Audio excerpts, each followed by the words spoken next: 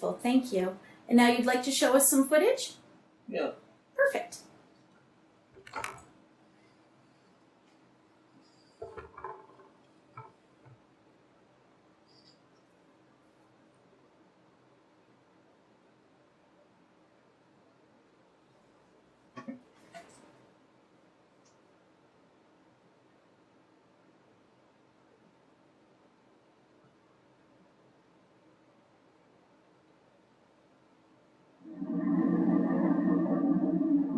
This film is about a big year in the life of a combat pilot.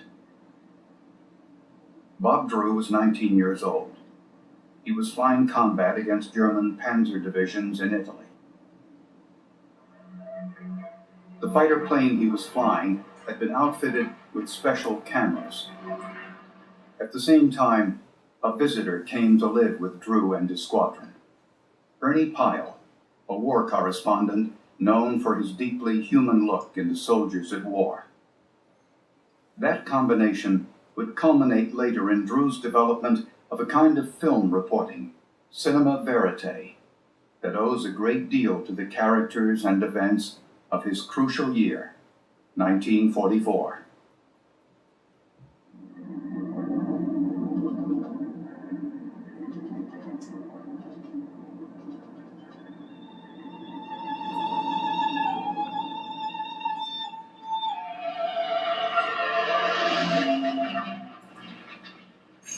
Ernie Pyle at war, trying to stay alive and report from the front lines in World War II.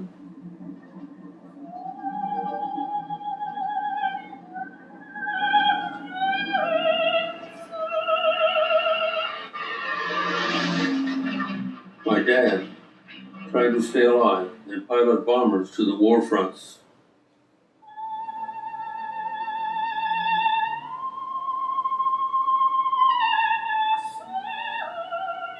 From these two men, I'm learning a lot to help me stay alive in this war and help their influence stay alive beyond.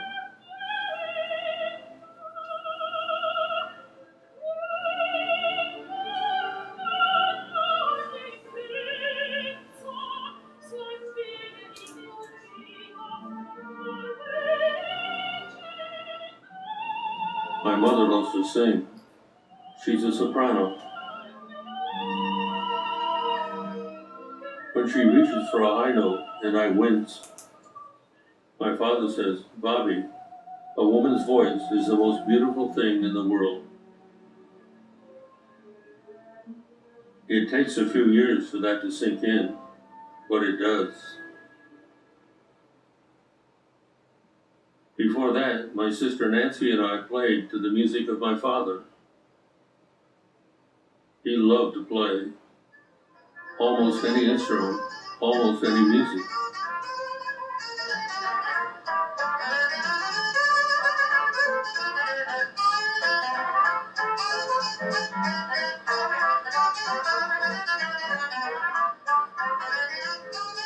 We all knew that my father's first love was flying. He was chief pilot of his own flying service on the Ohio River at Cincinnati. I knew what I wanted to do from an early age. I was 17 when the Japanese attacked Pearl Harbor. My father had taught me to fly, mostly by example. At 18, I was training to be a fighter pilot, hoping to combat Nazi pilots over England.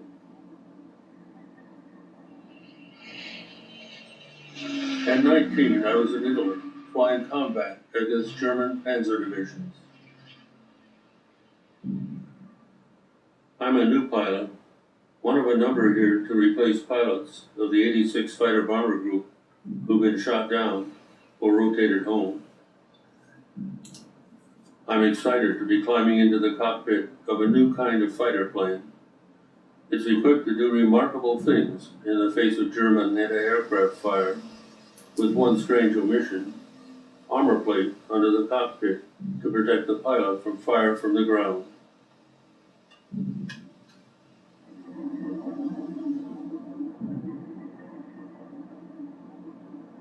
America is throwing this new weapon into the battle against German armies in Italy, and I'm thrilled to be flying it.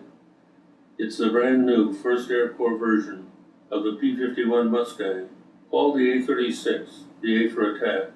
It's the fastest fighter in the world on the deck.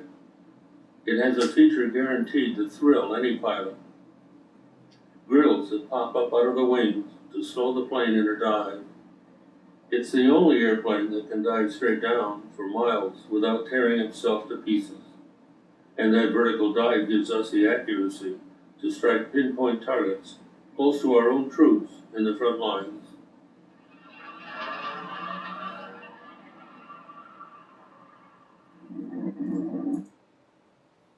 Okay, that's an introduction. Mother and father. Wonderful. Thank you so much for sharing that with me. All right, sir. So we have the introduction of you joining. Could you tell me what you were feeling when you went through basic training, where you went to basic training?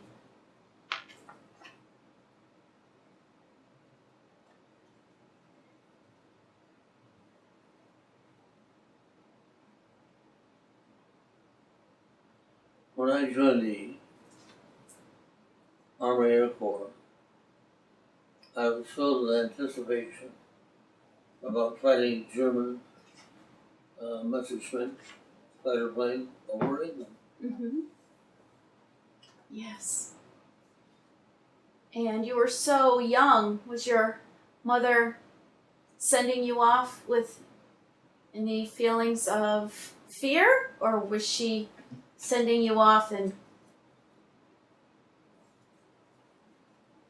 My mother was all for our side of the war yes, and set me off with great hopes. that's wonderful. Do you keep in touch with any of the people that you served with? Yes, I do. You do. And can you share with me their names? I'll give you an example. My best friend in pilot training and in combat was John Dolney, D-O-L-N-E-Y. And John Dolney has just invited me to a reunion of the squadron in Florida in the next few months. Wonderful. So we keep it that way. That's great. And will you take the trip down to Florida? Probably not. Then you'll have to invite them to Sharon. It's beautiful here in Connecticut. Okay. All right, sir.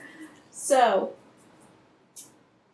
could you please tell me what unit you served in and who was your commander? I served in the 86th Fighter Bomber Group. And my commander was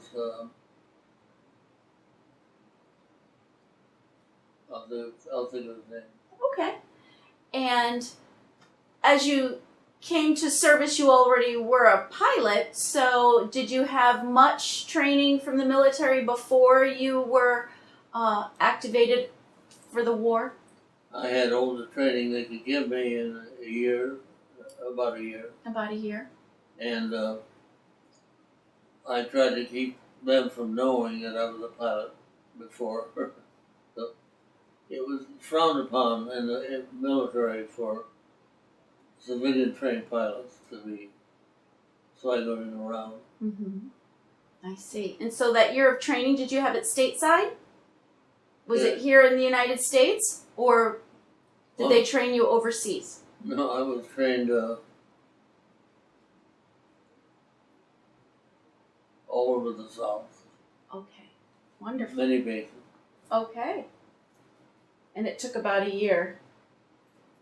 All right. So why don't you tell me about your first engagement with the enemy?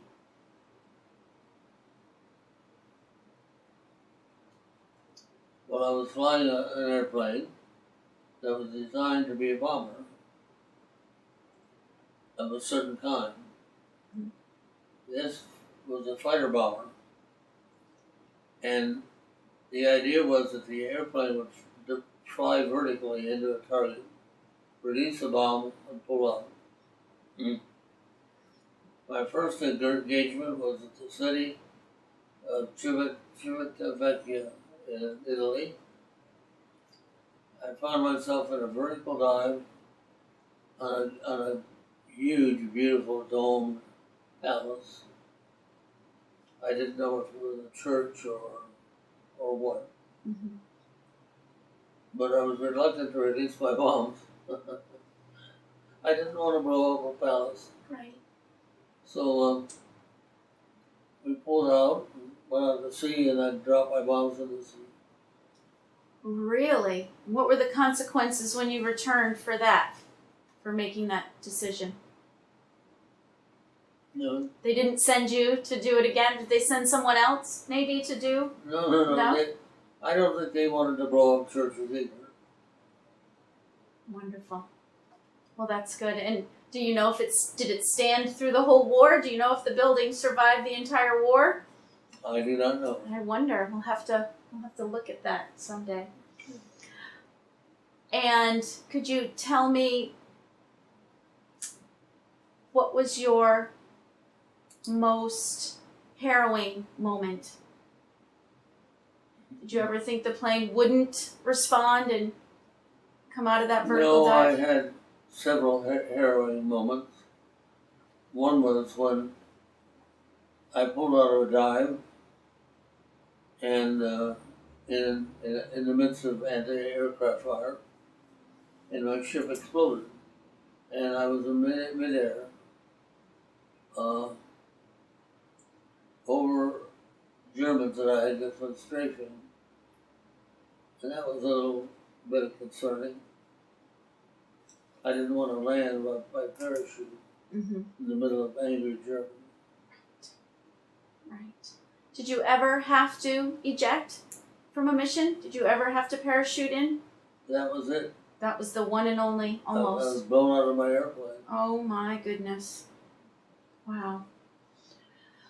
And when you landed, did you evade the enemy or did you land in friendly territory, a farm or? No, I landed on the roof of a building Mm-hmm. in the town of what? What does it say? Yeah, it says you're going to tell the whole story about how you landed in what town. What town did you land in? We were dive bombing the town of Fondi, Italy. Mm-hmm.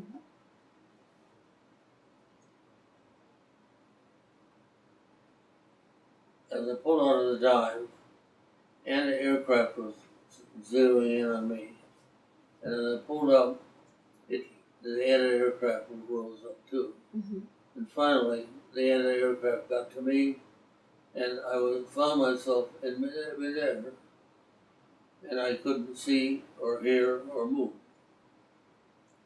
And after a while, I realized that I was in midair with a lot of shells bursting around, and I decided not to pull the ripcord on my parachute. I didn't want to make myself a sitting duck for German soldiers. Then I passed out. When I woke up again, I was right on the ground.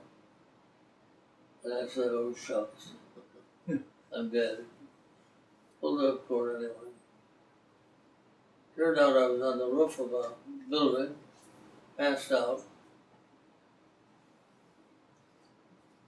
and I couldn't move. I thought I had a broken back. Mm-hmm. I reached down, and I found that I could move my back. And in fact, that I had attached to me the seat of the airplane, which had come, the straps that were holding the seat to me were still there. I detached from the seat and found that I could move. I could see by holding my eyes open.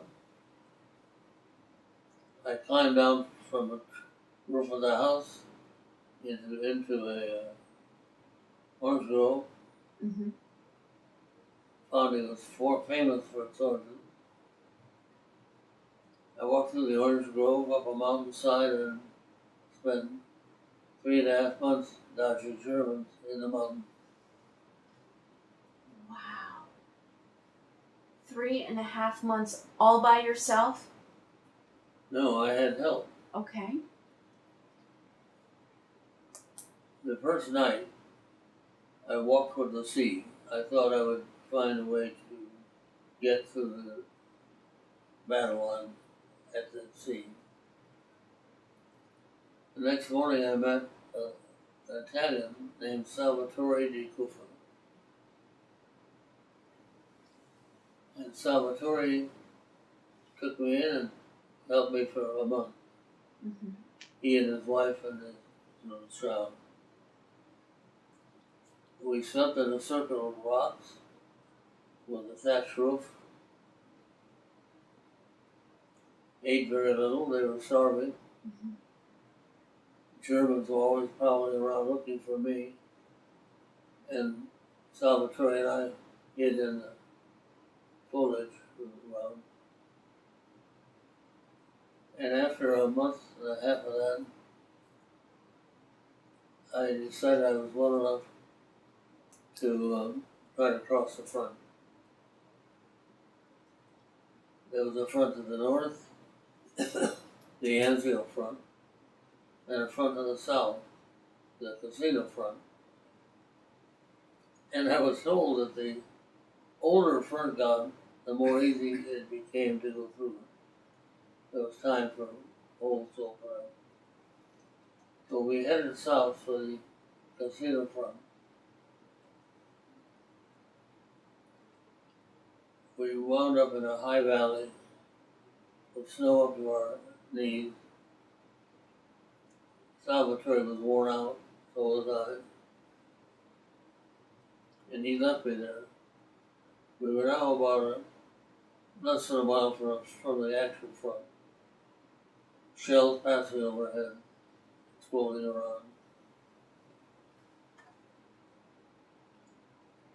And I spent the next month, roughly, month and a half, there, in a valley named La Porta.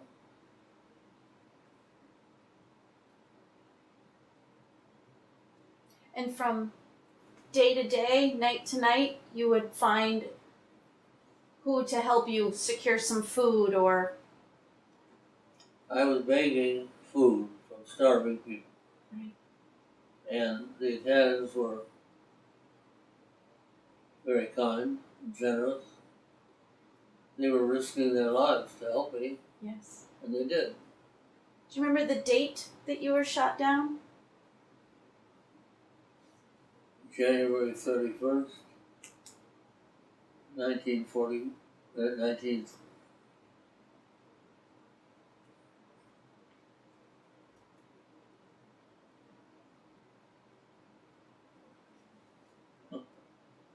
It's okay. January 31st. So this was a very cold 3 months. What did you do to... Did you keep on your U.S. military uniform, or did they put you in civilian clothes?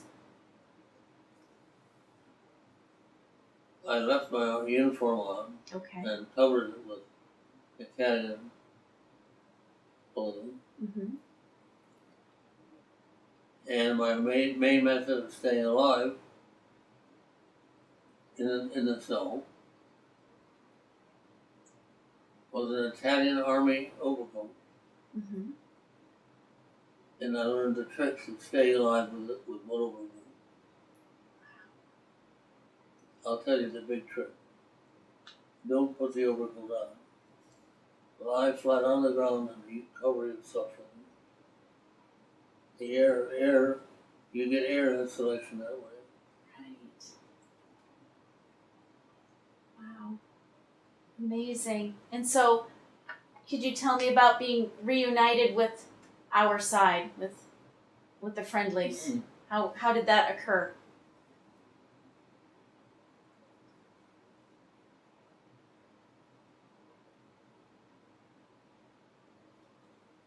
It's a long story. It's okay. I'll try to tell you a few. Thank you.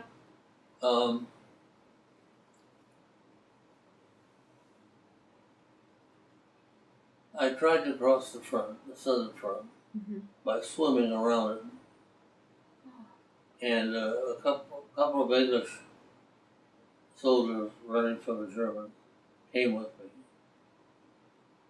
and in the process, one of the Englishmen got blown up by mine, Mm-hmm. and that didn't work. I tried actually going through the front directly, and you were in the artillery. The American artillery descended on where I was and wrecked my plan and scared me to death. And so I retreated to the high mountains again, Mm-hmm. and the Germans were now in retreat. I wasn't dead sure of that, but they were pulling back. And out in the distance, I saw a line of troops approaching, and I'd never seen Germans that high in the mountains. So I knew they weren't German, but they weren't American. Turned out they were French Lumières. And the French officer fed me I fed for the first time in months. The next morning, I traveled back to my squadron. Wow. Wow. And did they think the whole time that you were missing that you could be alive, or did they think when that plane went down there was no way that you would be walking back to join them? They thought both things. They didn't know. They didn't know. Did your family, what were they told while you were missing for the 3.5 months or so? Missing in action. Mm-hmm. My mother maintained that I was okay, and the other members of the family weren't so optimistic. Right. So you're reunited with your squadron. Did you fly again? I flew again in the United States, but not in combat. I see. I see. And was that close to the close of the war then? Or did you spend the rest of the war recuperating from your malnutrition and injuries and I came back to the U.S. mm-hmm. and began flying the first American jets, and I was in jet training in jet airplanes Mm-hmm. when the war ended. I see. I see. So you were in America when the war ended. Yeah, I see. I was expecting to go to Japan. Mm-hmm.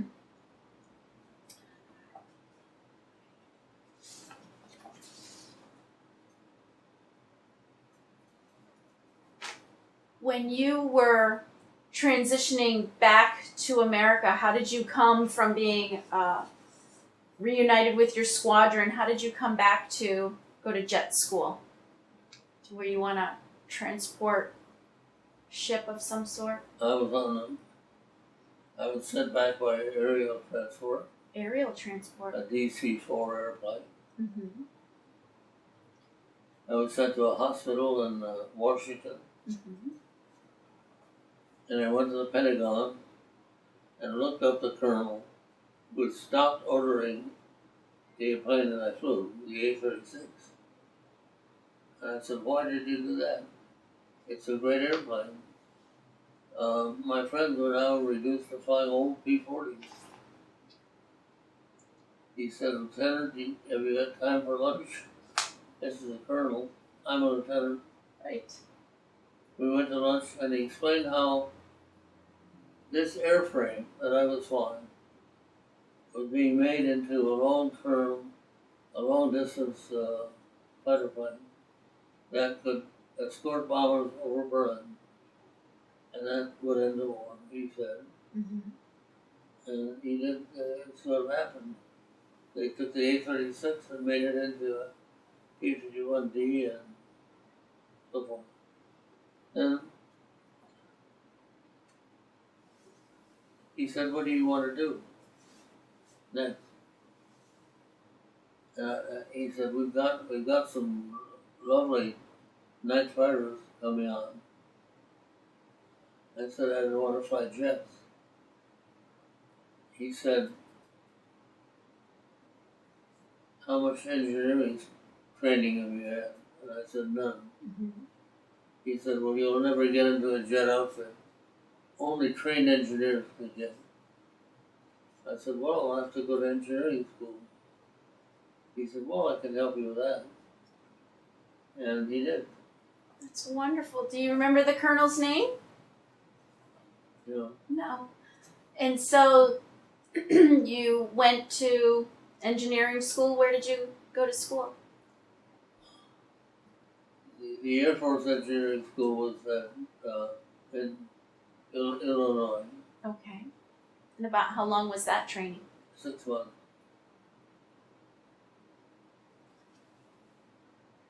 And I went through training, mm-hmm. became a jet pilot. Life magazine came to my squadron to do a story on it. I helped them. War was over, I was leaving. Life magazine offered me a job, and that's how I became a journal. Wow. And what moment post World War II is your most proud moment as a journalist? My proudest moment was when I married my wife, Oh. Anne Drew. By the way, I had an interim wife too, but Anne Drew was the one that mattered. Wonderful. The biggest thing that ever happened to me. That's wonderful. That's wonderful. So tell me, if you don't mind, before we leave our war memories, what was it like to fly an A-36?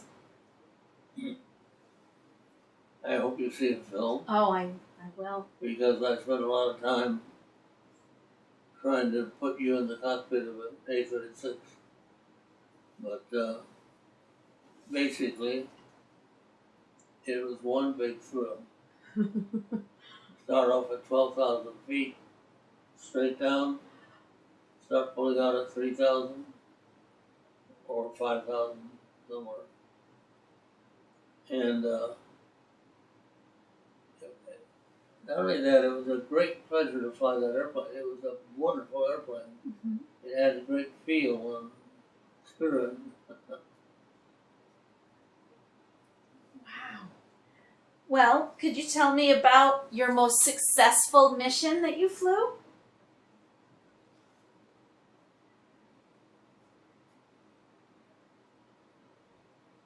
Yeah, it's not the one I'm proudest of, but Okay.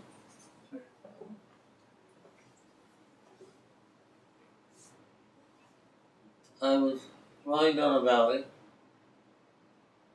full of anti-aircraft fire. And each anti-aircraft gun gave out smoke, Mm-hmm. and I could see them in the distance. Mm-hmm. So I would hit one or two on the way. Of course, they were flying back at me too. Right.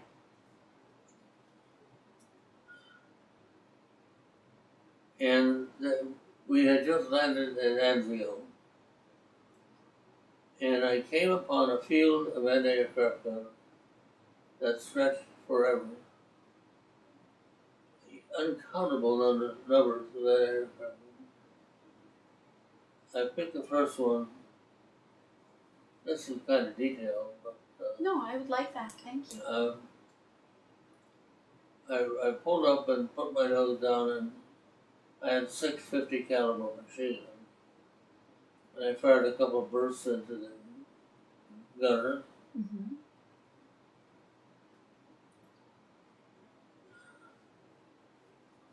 pulled out into a steep turn, and bam, something hit me and flipped me on my back. So I had been shot, my ship had been shot. I was on my back and nearly stalled out. I flipped it back over and began to sink into the ground. And I expected that would be the end. But then the ground rose up around me on either side. Turns out there was a depression there. My airplane got flying again, pulled out of it.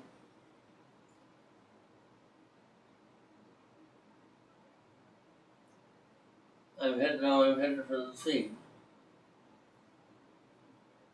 I see a truck up ahead with a machine gun on top, and the gunner is shooting at me. So I dispatch the truck on the way. I get out to sea and my squadron is forming up. Anyway, it was a series of adventures in one day.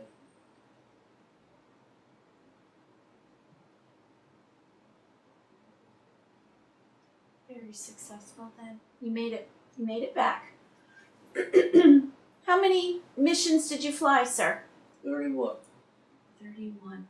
Am I allowed to ask any other statistics you'd like to give with your 31 missions?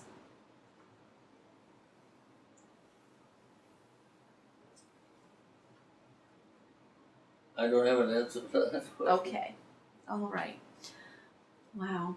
Well, when you returned back to the States, you said you keep up with, or you still are in contact with a few of your friends, fellow pilots and such. Did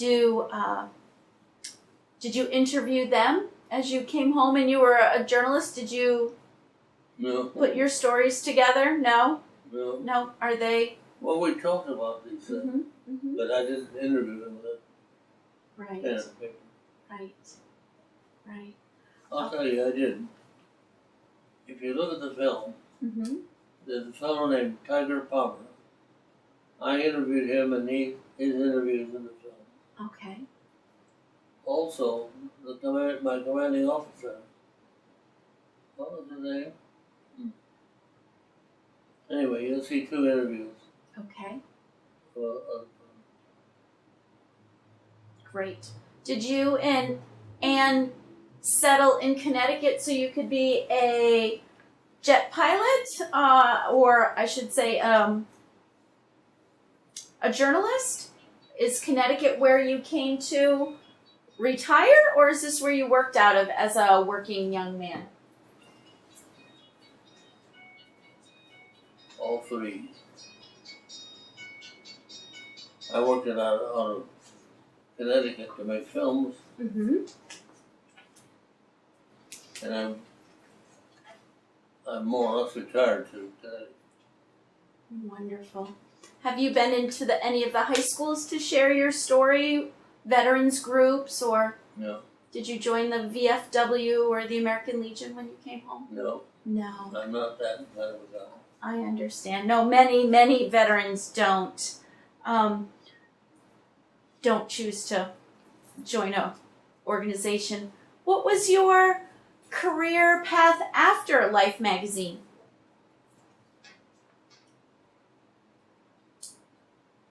I began making documentary films on my own, Mm-hmm. which has lasted up to today. I just finished my last film on my wife Anne, who died 2 years ago. Oh, what a wonderful tribute. Sorry for your loss, sir.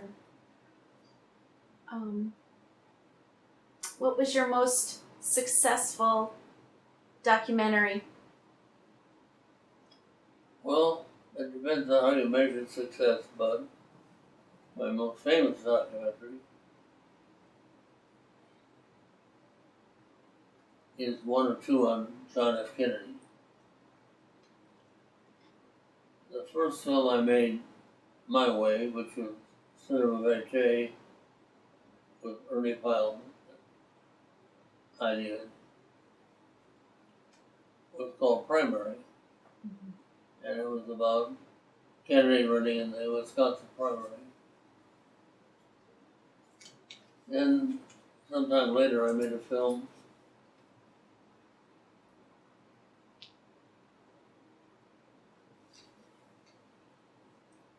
on Kennedy during the integration crisis, and it was called Crisis. Crisis Behind a Presidential Commitment.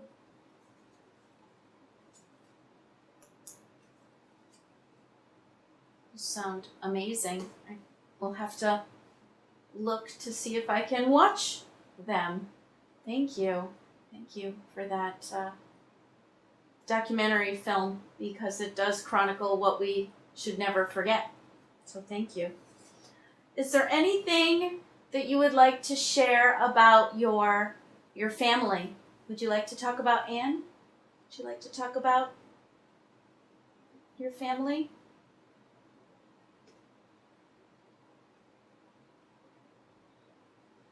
Well, I would just say that the stress of World War II Mm-hmm. all came to rest on my mother. Yes. I was shot down. My father was killed in a plane crash, and mother was pretty much alone. And that's how the film on that you haven't seen yet will end.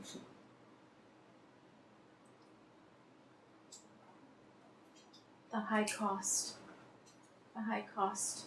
And you came back and met the love of your life, and Well, I met a young lady I married and spent 19 years with. She wonderful. was not the love of my life, No. no. Turns out there's a lot of luck involved in marriage. And my second wife, Anne, I was the luckiest guy in the world. That's wonderful. That's wonderful. Well, sir, I can't thank you enough for sharing your story today and for the ability to capture and save so much for generations to watch and learn from. The Library of Congress collection is a teaching tool as well as an oral history collection. Well, I'm glad that you're doing a selfless thing.